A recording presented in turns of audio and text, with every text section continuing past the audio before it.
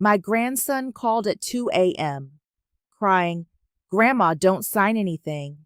I heard Mom and Dad's plan for you."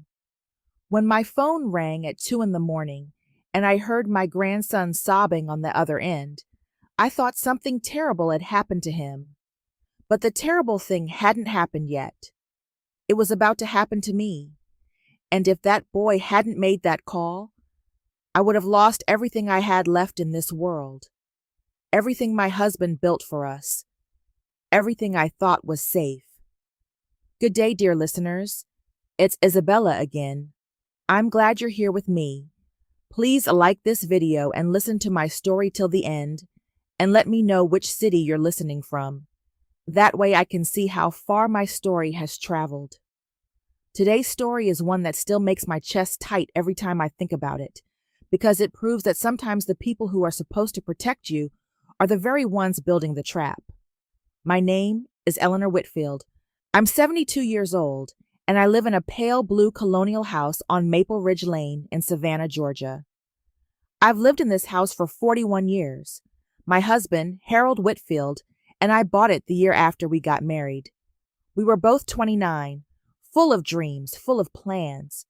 Harold was a civil engineer who worked for the city for 34 years.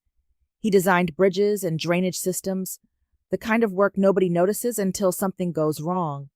He was quiet and steady, the kind of man who never raised his voice but could fill a room just by walking into it. We were married for 38 years before pancreatic cancer took him from me.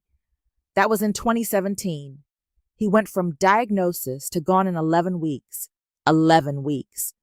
I still can't say that number without feeling like the ground shifts beneath me. Harold left me the house, fully paid off, a life insurance policy worth $220,000, a pension, and his old rocking chair on the back porch, where he used to sit and watch the cardinals in the magnolia tree. I still put a cup of coffee on the armrest some mornings. I know he's not there, but it feels wrong not to. We had 2 children together, our son, Dennis, born in 1978, and our daughter, Laura, born in 1982. Laura lives in Portland, Oregon.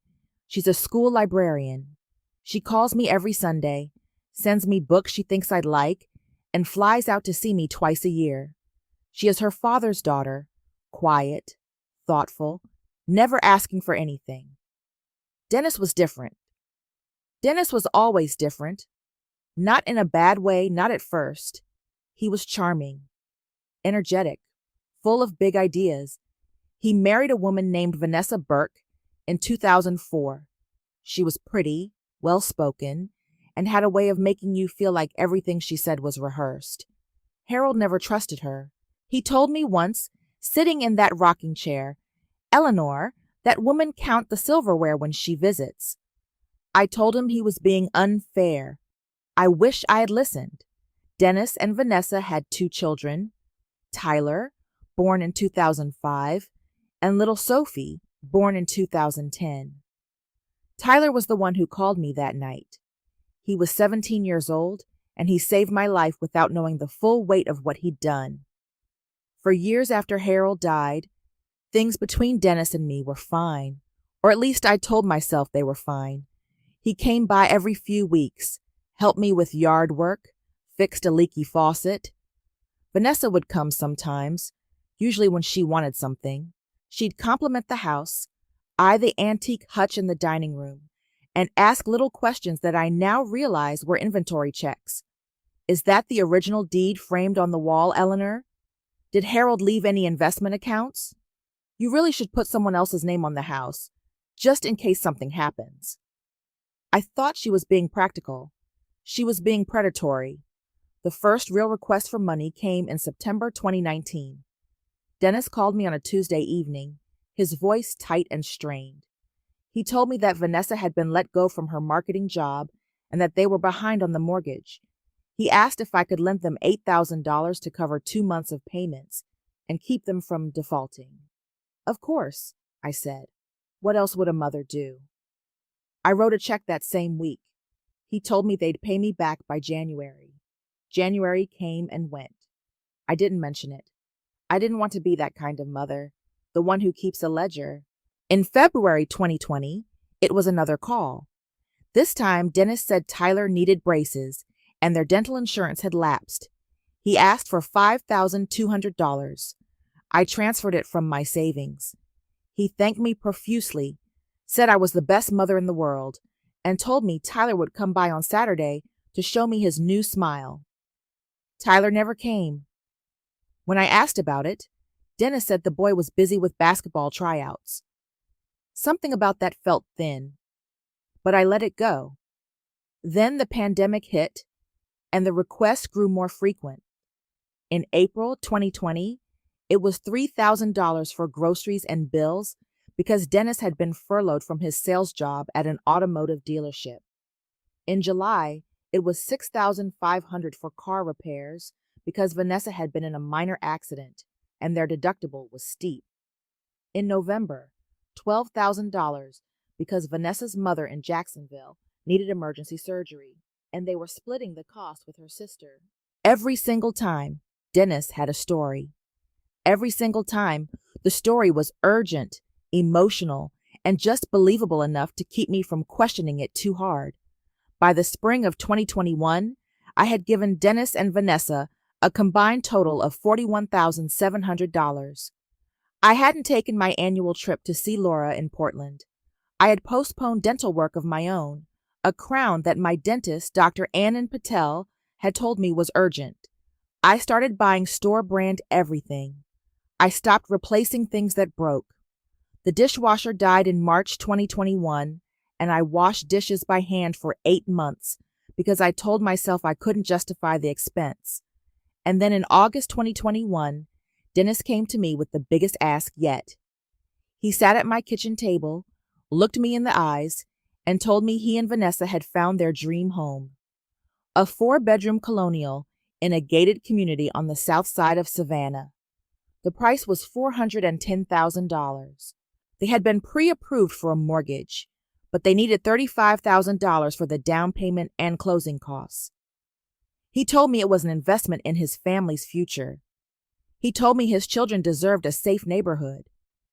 He told me Harold would have wanted this. That was the line that broke me open. He invoked his father. He used Harold's name like a key to unlock my wallet. And it worked. I gave him $35,000. I transferred it from my life insurance savings, the money Harold had left to carry me through my final years. I watched my balance drop from $178,000 to $143,000, and I told myself it was worth it. My grandbabies would have a nice home. Dennis and Vanessa moved into that house in October 2021. They didn't invite me to the housewarming. Vanessa posted photos on Facebook, champagne glasses, new furniture, a kitchen with marble countertops. I saw those photos while sitting at my own chipped Formica table. I told myself they just forgot. They were busy. They'd invite me over soon. They didn't. Not for Thanksgiving, not for Christmas. When I asked Dennis if I could come for Christmas dinner, he said Vanessa's family was visiting and the house would be too crowded. Maybe New Year's, Mom, he said. New Year's came and went with no call. In January 2022, I stopped hearing from Dennis almost entirely. I would call and get voicemail. I would text and get one-word replies. Busy. Later. Fine. The warmth was gone. The pretense of gratitude was gone. I had served my purpose. Then, in March 2022, something happened that cracked the first real fissure in my denial. I was at the Kroger on Abercorn Street buying coffee and bananas when I ran into my neighbor, Linda Dalton. Linda told me she had seen Dennis and Vanessa at a resort in Hilton Head the previous weekend. She knew because her niece worked at the front desk. They were in one of the oceanfront suites, Linda said, the ones that go for $600 a night. I stood there in the cereal aisle, holding a bunch of bananas, and I felt something I hadn't let myself feel in a long time. I felt used, but even then I pushed it down. Even then, I made excuses. Maybe someone else paid. Maybe it was a gift. Maybe it was a work trip. I was desperate to believe my son was not the person the evidence was starting to show me he was. Then came the night that changed everything. It was a Thursday, February 9th, 2023. I was asleep by 9:30, the way I always am. My phone rang at 2:07 a.m. The screen said Tyler. My heart lurched because grandmothers don't get calls at 2 in the morning unless something is wrong. I answered and heard my grandson crying. Not the way a teenager cries when he's frustrated or angry, the way a child cries when he's scared. "Grandma," he whispered. "Grandma, don't sign anything. Please, don't sign anything they give you." "Tyler?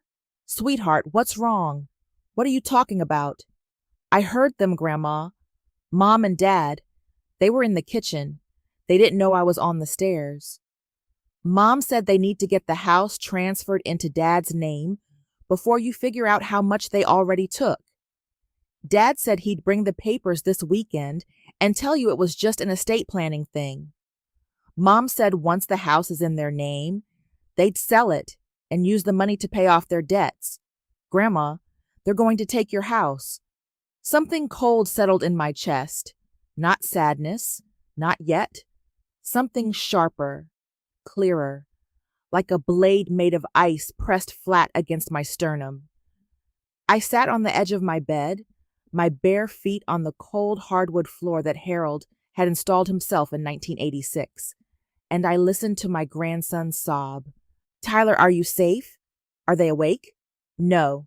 They went to bed." I snuck my phone from the kitchen counter. "Grandma, please don't tell them I called. Dad would be so angry." "I won't tell them, sweetheart. I promise. You did the right thing. I love you, Grandma. I love you too, baby, more than you will ever know." After I hung up, I didn't go back to sleep. I sat in Harold's rocking chair on the back porch and watched the dark sky turn pale over the magnolia tree. The Cardinals hadn't come yet. The world was quiet, and for the first time in years, so was the voice in my head that had been making excuses for my son. The next morning, Friday, February 10th, 2023, I made 2 phone calls. The first was to my daughter Laura in Portland. I told her everything, every dollar, every excuse, every ignored holiday, Tyler's phone call. Laura was silent for a long time, and then she said something I'll never forget. "Mom, I've been watching this for years. I didn't say anything because I didn't want to hurt you, but I'm flying out this weekend." The second call was to my bank, Savannah Federal Credit Union. I spoke to a branch manager named Gloria Hutchins. I told her I needed to review all outgoing transfers from my accounts for the past 4 years. I told her I suspected financial exploitation. Gloria's voice changed immediately, soft but serious.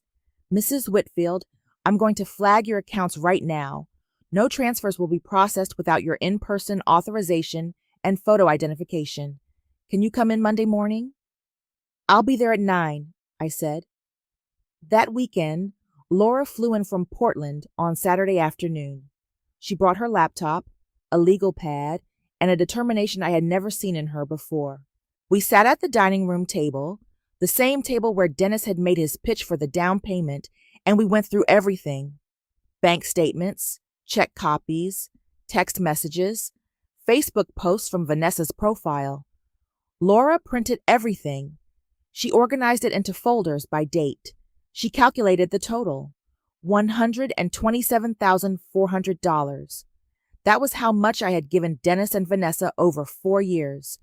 $127,400, taken from a 72-year-old widow on a fixed income, taken with lies, with manipulated emotions, and with the invocation of a dead man's name. I spread all the receipts and statements across my dining table that night. The number stared back at me, unchanging and cruel. Laura sat across from me with red-rimmed eyes and said, "Mom, this isn't borrowing. This is theft. And they're not done. They're coming for the house." On Monday morning, I went to the credit union.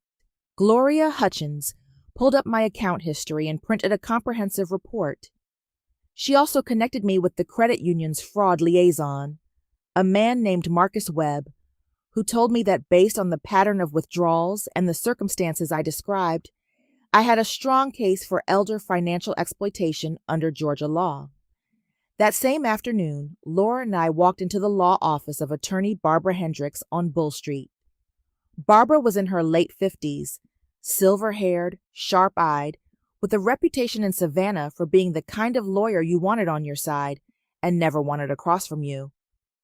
She wore reading glasses on a beaded chain and had framed commendations from the Georgia Bar Association on her wall. She listened to everything without interrupting. When I finished, she took off her glasses, set them on her desk, and said, "Mrs. Whitfield, your son and daughter-in-law have committed elder financial abuse under Georgia Code Section 30-5-8. You have documentary evidence of over $127,000 in fraudulent transfers obtained through deception and emotional manipulation. You also have a minor witness, your grandson, to a conversation that constitutes conspiracy to commit real estate fraud. We are going to pursue civil recovery and request a criminal referral." She filed a civil complaint against Dennis Raymond Whitfield and Vanessa Burke Whitfield on February 22, 2023. She also contacted the Chatham County District Attorney's Office and filed a report with Adult Protective Services. The next step was getting a formal statement from Tyler. This was the hardest part for me. I didn't want my grandson dragged into a legal battle. But Barbara explained that his testimony was crucial, especially regarding the house transfer scheme. Laura flew Tyler to Savannah during his spring break in March, with permission from Tyler himself. He was 17, old enough to give a voluntary statement. He sat in Barbara's office, his hands gripping the armrest of a leather chair, and he told the whole story again. He told it clearly, bravely, and with tears running down his face. "I love my dad," he said, "but what he's doing to my grandma is wrong, and I couldn't just let it happen." Barbara also hired a forensic accountant named Raymond Cross to trace every dollar. Raymond was meticulous. He tracked the transfers, the deposits into Dennis and Vanessa's joint account, and their spending in the weeks following each request for money. The results were damning. The $8,000 I gave them for their mortgage in September 2019 was deposited and then used 3 days later for a shopping spree at a furniture outlet in Pooler. The $5,200 for Tyler's braces? Tyler never got braces. That money went toward a down payment on a Peloton bike and a weekend at a boutique hotel in Charleston. The $12,000 for Vanessa's mother's surgery? Vanessa's mother, Carol Burke, had Medicare. There was no out-of-pocket surgery cost. The money was used to pay off a credit card balance that included charges at Nordstrom, Ruth's Chris Steakhouse, and a spa in Bluffton, South Carolina. Every single story had been a lie. Every emergency was fabricated. Every tear Dennis shed at my kitchen table was rehearsed. Dennis found out about the lawsuit on March 28, 2023. He called me at 8:23 in the morning, and his tone was something I had never heard before. Not the charming son. Not the pleading borrower. Something ugly. "What the hell are you doing, Mom? You're suing me? Your own son? You stole from me, Dennis. Over $127,000. I didn't steal anything. You gave me that money. You offered it. I gave it to you because you lied about what it was for. Every single time. This is Laura, isn't it? Laura put you up to this. She's always been jealous of me. Laura didn't take a single dollar from me, Dennis. Not one." There was a pause. Then his voice dropped, and it was cold, flat, and deliberate. "You're going to regret this. Vanessa and I will have you declared mentally incompetent. We'll get a court order. We'll tell them you're confused, delusional, that you can't manage your own affairs. And then we'll take everything legally." I felt my hand tighten around the phone. My knuckles went white, but my voice stayed steady. "You try that, Dennis, and you'll see what happens." He hung up. Within a week, Vanessa began a campaign to turn the rest of the family against me. She called Harold's sister, my sister-in-law, Dottie Whitfield, and told her I had become paranoid and erratic. She told Dottie that Laura was manipulating me and trying to steal my estate. Dottie called me the same day, confused and upset. I told her the truth. I read her the forensic accountant's report. Dottie went silent for a long moment and then said, "Eleanor, Harold would be livid. I'm on your side." Vanessa also posted on a neighborhood Facebook group, without naming me directly, about elderly relatives who turn on their families over money. Several of my neighbors saw it and recognized the situation. My friend and neighbor Linda Dalton responded publicly. Maybe if you didn't take $127,000 from a widow, she wouldn't need to turn on anyone. The post was deleted within an hour. On April 5th, Dennis and Vanessa showed up at my house unannounced. I saw their black SUV pull into my driveway from the kitchen window. Vanessa was carrying a manila folder. I knew immediately what was in it. The transfer documents. The papers Tyler had warned me about. I did not open the door. Dennis knocked. Then he knocked harder. "Mom, open the door. We just want to talk." "There is nothing to talk about, Dennis. My attorney has advised me not to communicate with you outside of legal proceedings." "Your attorney? Listen to yourself. You sound ridiculous." Vanessa leaned toward the door and spoke in that smooth, rehearsed voice of hers. "Eleanor, we brought some papers that would actually protect you. It's an estate plan. It's for your benefit." "I've seen the kind of plans you make for my benefit, Vanessa. You discussed them in your kitchen while your son listened from the stairs." Silence. A long, cold silence. Then I heard Vanessa whisper something to Dennis, and they left. But Dennis turned back and pointed at the front door. "This isn't over." I called the Chatham County Police non-emergency line and filed a report about the unwanted visit. Officer Denise Warren came by that afternoon and took my statement. She advised me to install a Ring doorbell camera, which Laura ordered that same evening. Over the next 2 months, Dennis and Vanessa made several more attempts to contact me. Voicemails, texts, even a handwritten letter that Vanessa mailed to my house. The letter was 6 pages long and painted a picture of a loving family torn apart by misunderstandings. It said I was being manipulated by Laura and by lawyers who wanted my money. It said Dennis loved me and only wanted to help me. The letter ended with, "All we ask is that you sit down with us, just us, without lawyers, and talk like family." Barbara Hendricks read the letter and said, "This is a textbook manipulation attempt. We're submitting it as evidence." The civil trial was scheduled for September 12th, 2023, in the Chatham County Superior Court. Barbara spent the summer preparing the case with the precision of a surgeon. She compiled over 400 pages of financial records, text messages, social media screenshots, and witness statements. She deposed Dennis and Vanessa separately in July. During his deposition, Dennis claimed every dollar was a gift. When asked why his mother would gift him money she needed for her own medical care and living expenses, he said, "She wanted to. She's generous." When asked about the house transfer plan Tyler overheard, he said Tyler misunderstood an adult conversation. When asked what the adult conversation actually was about, he couldn't give a consistent answer. Vanessa's deposition was worse. She contradicted Dennis on multiple points. She said some of the money was a loan, not a gift. When Barbara pointed out that Dennis had just testified under oath that it was all a gift, Vanessa froze. She looked at her own attorney, a young man named Craig Fillmore, who was clearly out of his depth, and said nothing for 11 seconds. Barbara timed it. The morning of September 12th was warm and overcast. Laura drove me to the courthouse. I wore a navy blue dress that Harold had always liked. Simple, dignified, nothing flashy.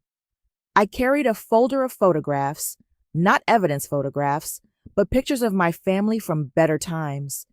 I'm not sure why I brought them. Maybe I needed to remember who we used to be before I faced who we had become. The courtroom was on the 3rd floor, room 317. Judge Carolyn Waverly presided. She was a tall woman in her early 60s, with short gray hair and wire-rimmed glasses. She had a reputation for being thorough, patient, and devastating when she caught someone lying. The courtroom was half full, mostly people waiting for other cases, but Linda Dalton was there, and so was Dottie Whitfield. They sat behind me on the left side. Barbara Hendricks opened the case by presenting a timeline. She walked the court through every transfer, every fabricated emergency, every lie. She projected bank statements on a screen. She played text messages in which Dennis used phrases like, "just this one last time," and "I promise I'll pay you back, Mom," and "you're the only person I can turn to." She showed Vanessa's Facebook post from the exact weeks they claimed to be in financial crisis, photos of spa days, restaurant meals, a weekend in Hilton Head. Then Raymond Cross, the forensic accountant, took the stand.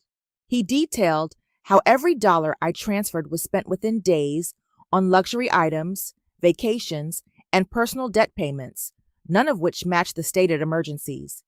He presented a chart showing that Dennis and Vanessa's household income during the 4-year period averaged $93,000 a year combined, well above the median for the area. They were never in crisis. They were simply greedy. Tyler testified via video link from Portland, where he was staying with Laura. He was calm, clear, and heartbreaking. He described the conversation he overheard word for word. He described his mother saying, "She's old and she doesn't understand the paperwork. Just tell her it's estate planning." He described his father saying, "Once it's in my name, we sell it and clear our debts. She can rent an apartment." He described running to his room, closing the door, and calling me at 2:07 a.m. Dennis's attorney, Craig Fillmore, tried to discredit Tyler by suggesting he might have misheard or misunderstood the conversation. Tyler looked directly into the camera and said, "I was 12 feet away. The kitchen has tile floors and sound carries. I heard every word, and I recorded 30 seconds of it on my phone because I was scared." The courtroom went still. Barbara submitted the audio recording. It was 31 seconds long. You could hear Vanessa's voice clearly saying, "She won't question it.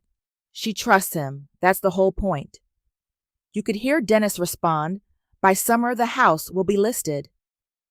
Judge Waverly listened to the recording twice. She removed her glasses and looked directly at Dennis. He was sitting at the defense table in a gray suit that looked new. Vanessa was beside him in a cream-colored blouse, her hands clasped on the table, her face arranged in an expression of wounded dignity. "Mr. Whitfield," Judge Waverly said, "do you dispute the authenticity of this recording?" Craig Fillmore started to object, but Dennis cut him off. "That's taken out of context. We were discussing hypotheticals." "Hypotheticals," the judge repeated. She looked at the transcript. She looked at the financial records. She looked at Dennis for a long, measured moment. "Hypothetically depleting your mother's life savings with fabricated emergencies. Hypothetically planning to transfer her home into your name without her informed consent. Mr. Whitfield, I have heard enough." Judge Waverly issued her ruling on September 26, 2023. She found Dennis and Vanessa liable for elder financial exploitation under Georgia law. She ordered full restitution of $127,400 plus $18,000 in legal fees and court costs. She also awarded $45,000 in punitive damages, citing the deliberate, sustained, and egregious nature of the exploitation. She referred the case to the Chatham County District Attorney for criminal prosecution.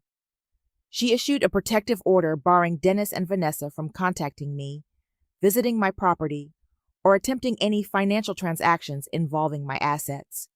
"Mrs. Whitfield," the judge said, looking at me over her glasses, "you raised a son who betrayed your trust in the most fundamental way, but you also raised a grandson who had the courage to protect you. That gives me hope." I couldn't speak. Laura squeezed my hand.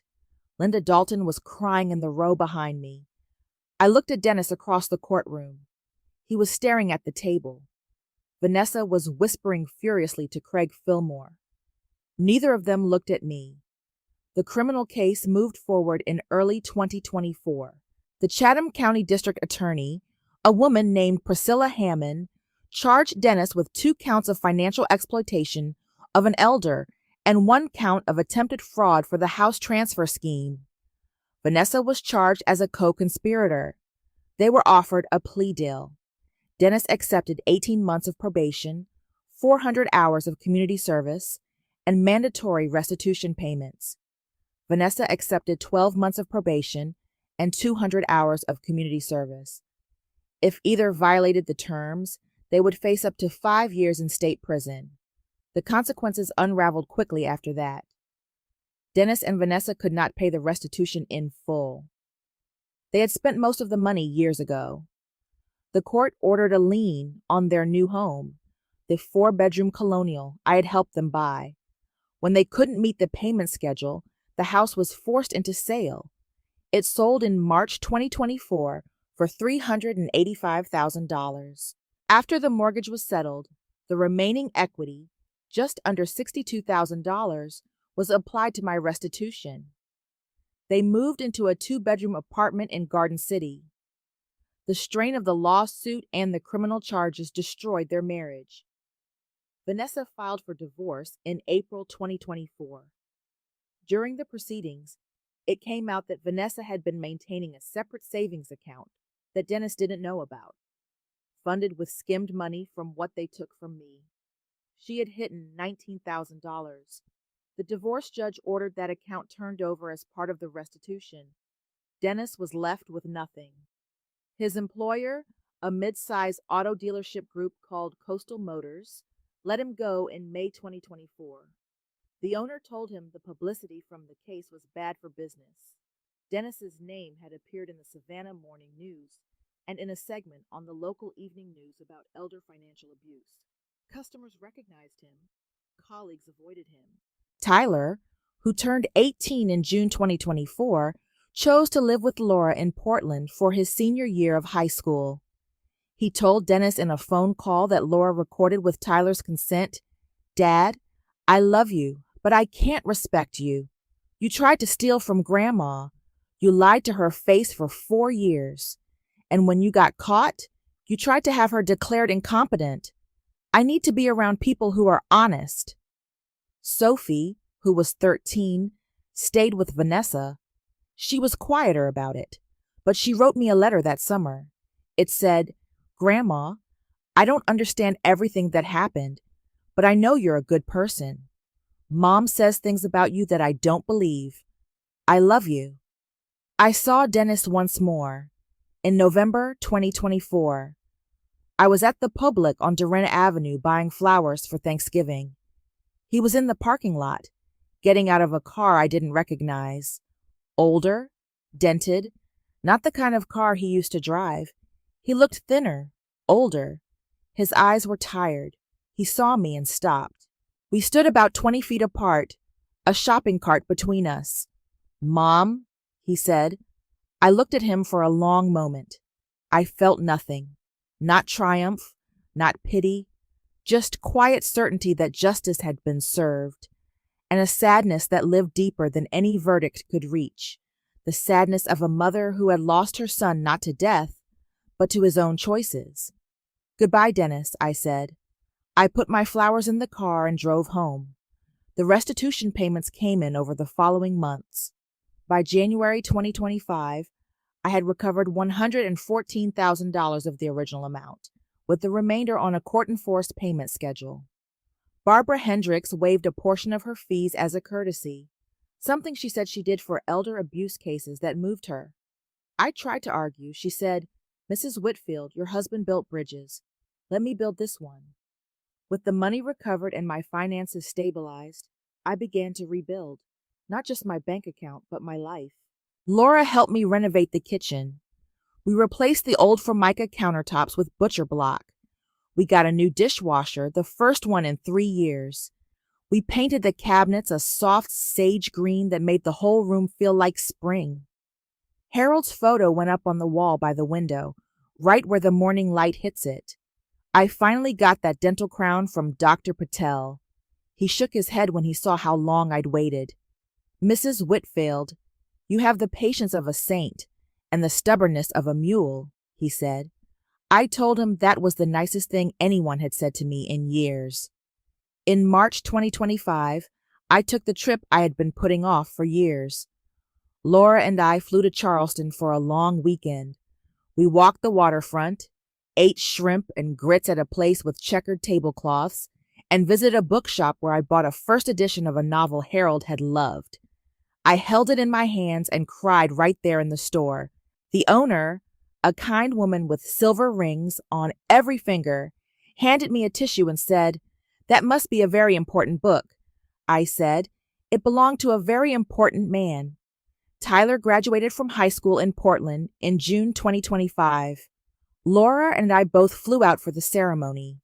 He walked across that stage tall and proud, and when he found me in the crowd, he pointed at me and mouthed, "That's my grandma."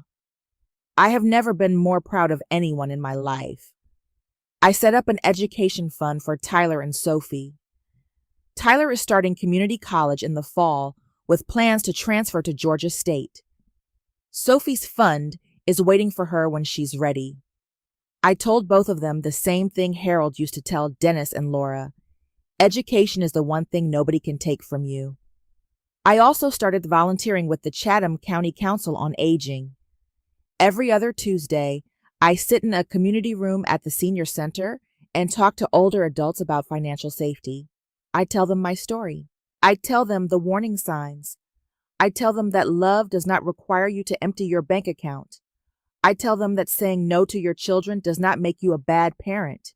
It makes you a wise one. Linda Dalton started coming to the sessions with me. She brings her lemon squares. Dottie Whitfield comes too when she's in town. We've become something we never expected to be.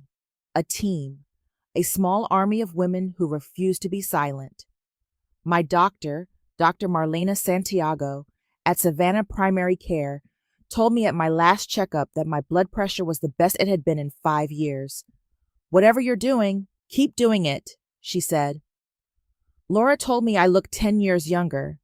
I don't know about that, but I feel lighter. Like I set down a suitcase I didn't know I was carrying. Some nights I still sit in Harold's rocking chair and watch the sky darken over the magnolia tree. The cardinals still come. The coffee still goes on the armrest. But now when I sit there, I don't feel alone. I feel surrounded by Laura's phone calls, by Tyler's laughter, by Sophie's letters, by Linda's lemon squares, by Barbara Hendricks' fierce, steady hand on my shoulder in that courtroom, by the memory of a boy who called me at 2 a.m, crying because he loved me enough to tell the truth. I learned something in all of this that I want to share with you. 3 things, actually. First, love without boundaries is not love. It is an open door to exploitation. You can love someone with your whole heart and still say, "No, not this time, not at this cost." Second, the people who are meant to stay in your life will never ask you to destroy yourself for them.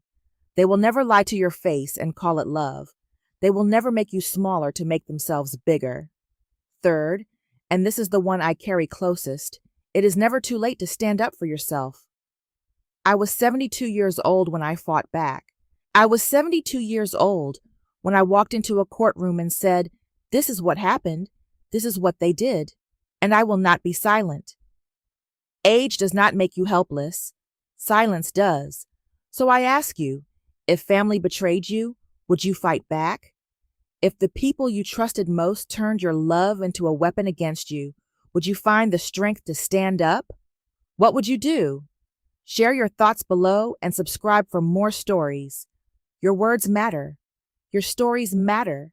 And you are never, ever too old to reclaim your life. Thank you for listening.